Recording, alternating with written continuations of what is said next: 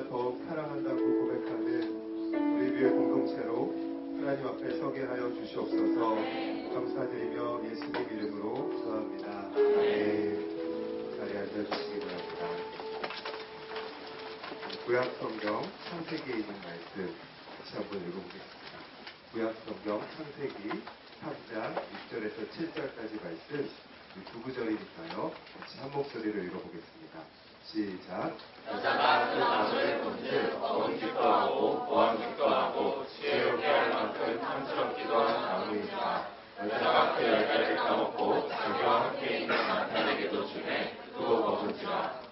이에 그들의 눈이 밝아져 자기들이 벗은 줄을 알고 무화과 나무 잎을 엮어 신화로 삼았더라.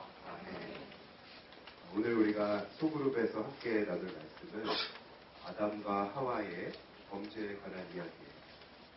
여러분 어려서부터 교회를 다니신 분들도 혹은 교회 다니신 지 얼마 안 된 그런 분들도 이 아담과 하와의 이야기를 알고 있는 경우가 많죠. 그런데 많은 사람들이 아담과 하와가 사과를 먹었다고 알고 있는데 사과가 아니라 선악과라는 열매를 먹은 거예요. 이 일이 어떻게 일어났는지 그 이야기를 들려드릴 텐데요. 하나님은 에덴 동산을 창조하시고 인간, 그러니까 아담과 하와를 창조 세계의 중심이 되는 존재로 세우셨어요. 하나님을 대신해서 모든 것을 관리하고 다스리는 역할을 그들에게 맡기신 거예요. 아담과 하와는 하나님과 교제하면서 이 에덴 동산을 다스렸어요. 여러분, 교제가 뭘까요? 여러분, 친구들과 교제할 때 어떻게 하세요? 여러분의 이야기를 하고 친구의 이야기를 듣잖아요. 아담과 하와는 하나님과 그렇게 교제하면서 살아갔어요. 그런데 하나님은 이 아담과 하와에게 한 가지 계명을 주셨습니다. 그건 무엇이냐면 동산 중앙에 있는 나무의 열매는 먹지 말라는 거였어요. 여러분, 그 나무는 우리가 잘 알고 있는 선악과라는 그 나무예요. 하나님은 왜 이 계명을 그들에게 주셨던 걸까요? 그 이유는 하나님의 백성으로 살아갈지 아닐지를 인간이 자신의 인격을 통해서 스스로 결정하기를 원하셨기 때문이에요. 이 계명을 지키면 동산 중앙에 있는 나무의 열매를 먹지 말라는 이 계명을 지키면 하나님의 말씀에 순종하는 것이 되어서 하나님의 백성으로 살아가는 그 표시가 되었어요. 하지만 이 계명을 어긴다면 하나님의 말씀에 불순종하게 되어서 하나님의 백성이 아니라 죄의 종이 되는 거였어요. 그런데 많은 사람들이 이 부분에 대해서 의문을 제기해요. 차라리 이 선악과 나무를 안 만들었으면 오늘의 이런 결과도 없을 텐데 이렇게 의문을 제기하죠. 하나님은 왜 우리를 테스트하냐고. 하지만 선악과 나무는 하나님이 우리를 시험하기 위해서 있었던 것이 아니에요. 그럼 왜 선악과 나무는 있었을까요? 바로 우리를 가르치기 위해서 있었던 겁니다.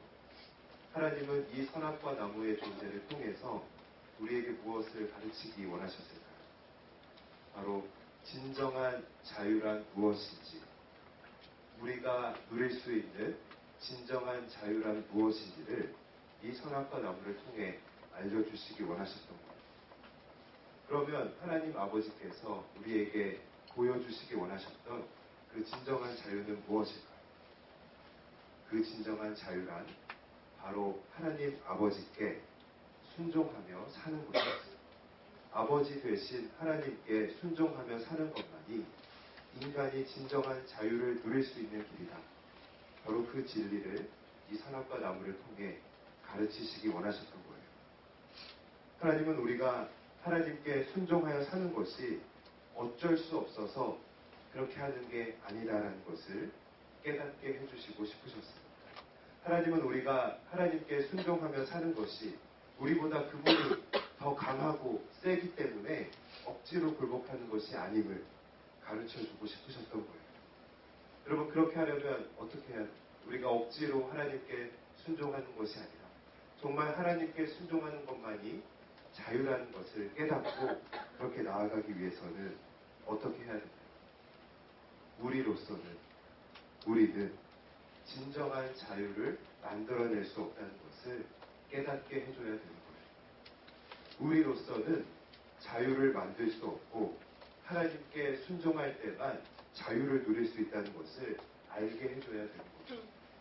그래서 어떻게 합니까? 선택할 수 있게 해주는 거예요. 선악과 나무가 있는데 물론 먹지 말라고 말하지만 인간이 그것을 자신의 뜻대로 따먹는 것을 막지 않는 거예요. 여러분 누가복음에 보시면 여러분 잘 알고 있는 돌아온 탕자라는 비유가 있어요.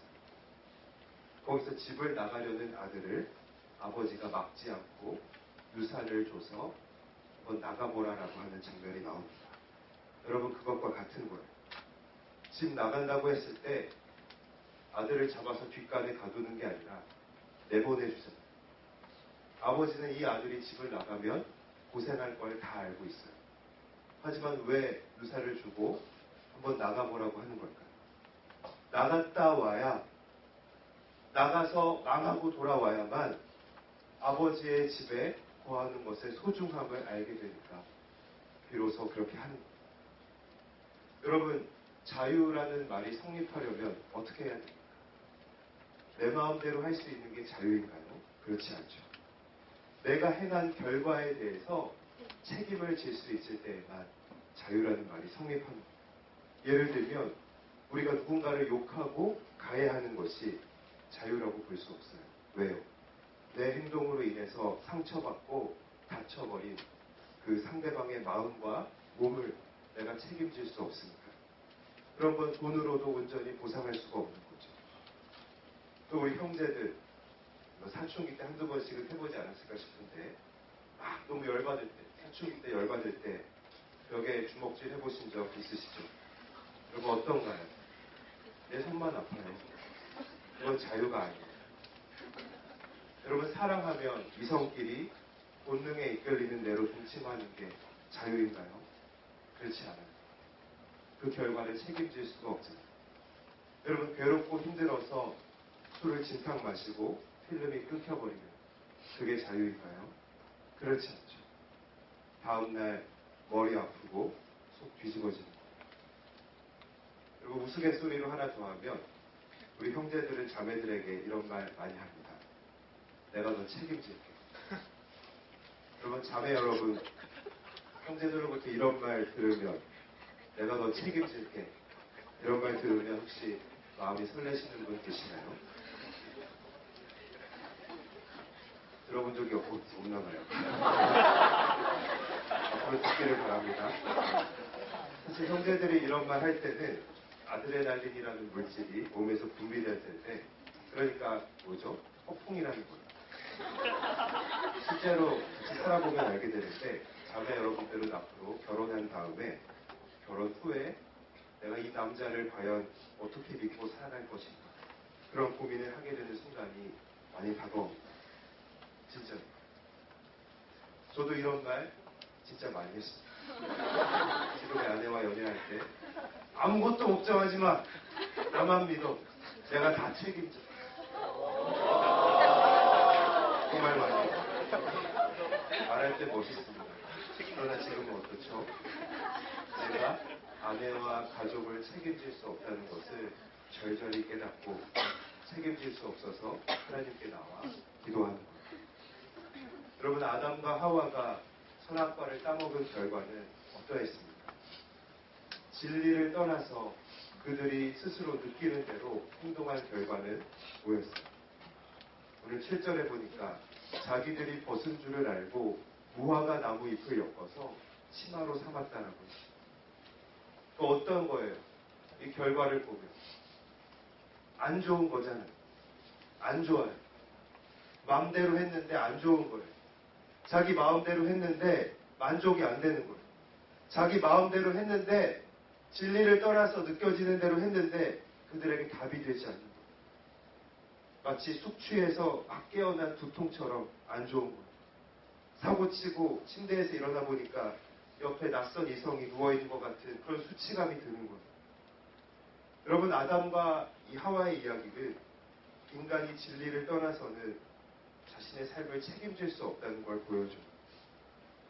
그건 뭐냐면 우리의 마음대로, 느낌대로 하는 게 자유가 아니라는 거예요.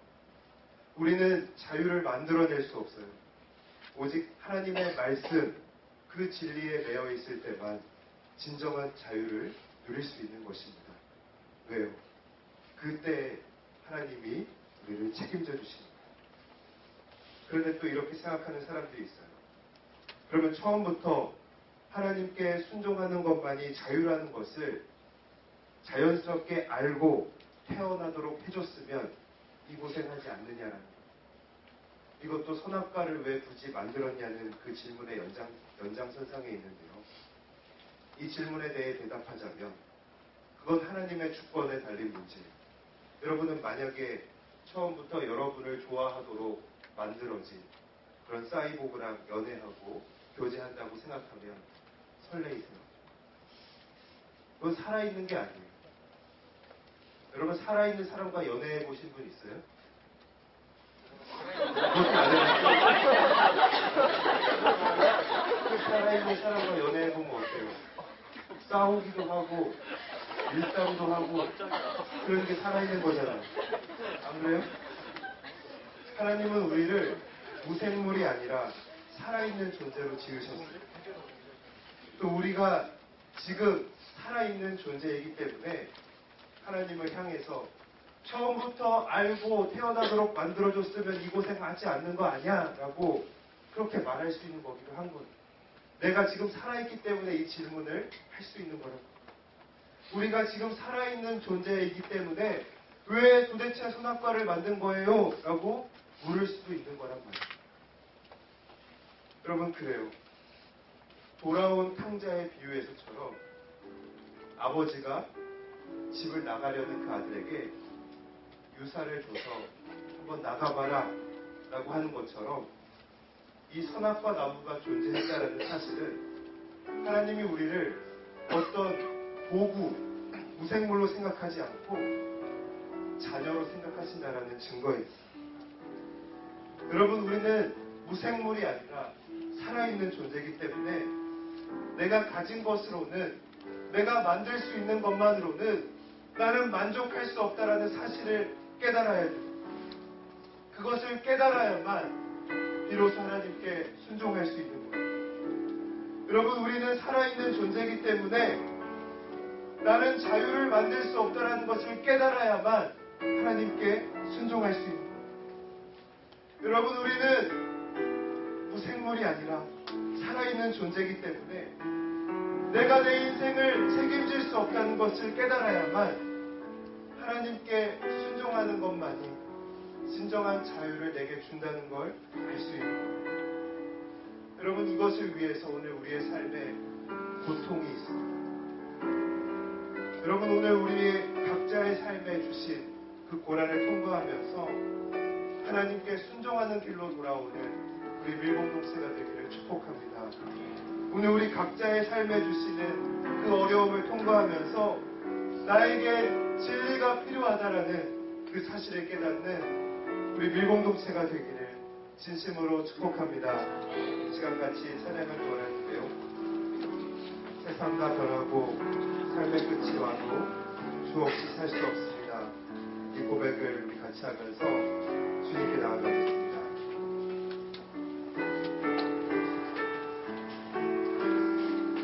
세상 다 변하고 삶의 끝이 와도 세상 다 변하고 이 삶의 끝이 와도 주 없이 살 수 없네.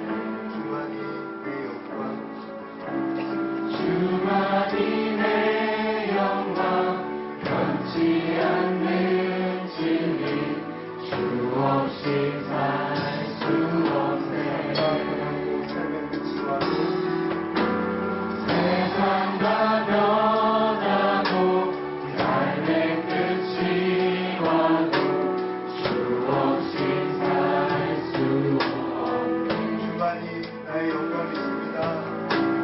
주만이 내 영광, 변치 않는 진리, 주 없이 살 수 없네. 주 없이 살 수 없습니다. 주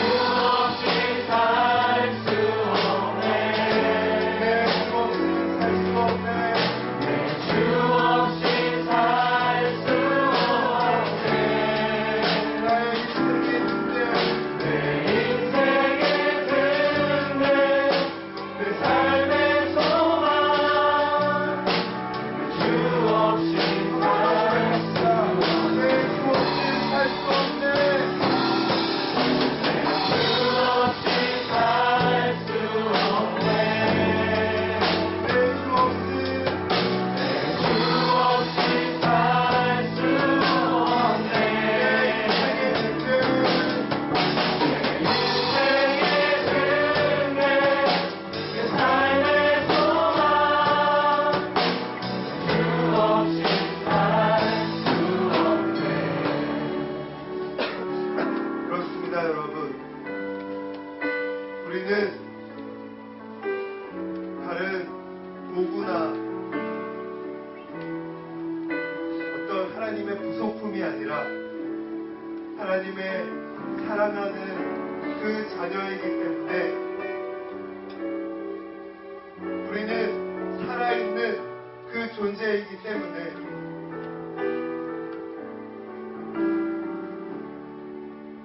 오직 하나님께 순종함을 통해서만 진정한 자유를 누릴 수 있는 것이었습니다. 오직 진리 안에 매일 때에만 진정한 자유를 경험할 수가 있는 거였습니다.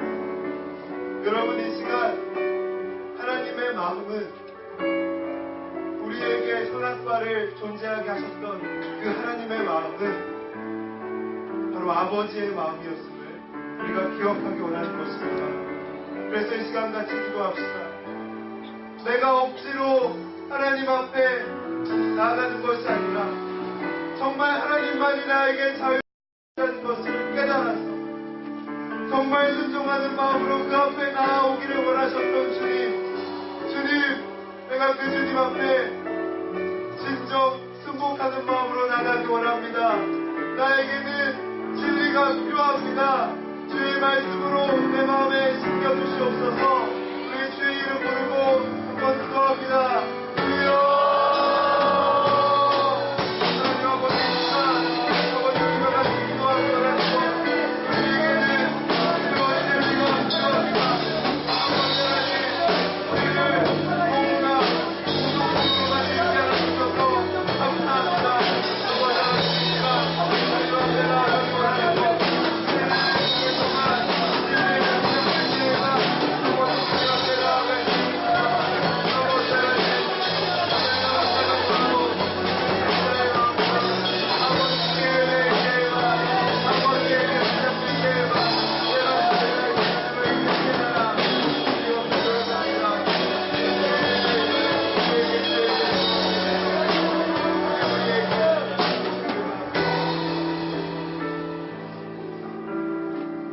하나님 감사합니다.